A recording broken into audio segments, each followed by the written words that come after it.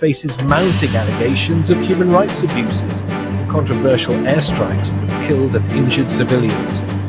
Organizations including Amnesty International and Human Rights Watch accuse the military of detaining and mistreating civilians fleeing areas controlled by Boko Haram, raising questions about accountability and the potential for further radicalization. Adding to these challenges are widespread allegations of corruption within the defense sector. Billions of dollars intended for military operations have reportedly been misappropriated, impacting both troop morale and operational capacity. Security threats in the region are also compounded by a wave of coups across West Africa and growing influence from external players, including Russia. Against this... Hello and welcome to the Thedailycourierng. Another important statement on our table today is a statement from the Chief of Defense Staff. In response, the Chief of Defense Staff suggested that international organizations and foreign governments might be part of a larger conspiracy to destabilize Nigeria. Given everything that we've talked about as we come towards the end of this discussion, these allegations of mismanagement, of corruption, of mishaps carried out by the Air Force, I wonder in your mind whether any of this may have strengthened your enemy. We've talked about a period of 15 long years here. We've talked about playing an almighty game of catch-up. But in the meantime, we've seen Boko Haram regroup, and regroup. What is your answer to that? That you have in some way fed the insurgents? The problem is that I think we've talked to the international community. Let's find out the funding. When they started surrendering, by the time we left, so as we speak, we have over 120,000 that have surrendered. Most of them, when you find them, they are coming with hard currencies. How did they get them? How are they funded?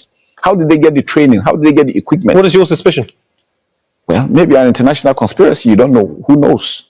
How are they be able to sustain themselves for 15 years? That is one question I think everybody should ask himself.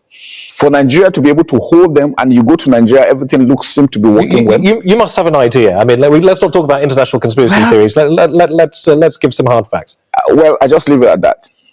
I'm sure they know, and I'm sure everybody knows that these are the challenges we're facing, that needs to be addressed. So the UN need to come in to ensure that, because we need to trace the funding. How are they sustaining themselves for 15 years? What does the UN coming in mean? What does that look like?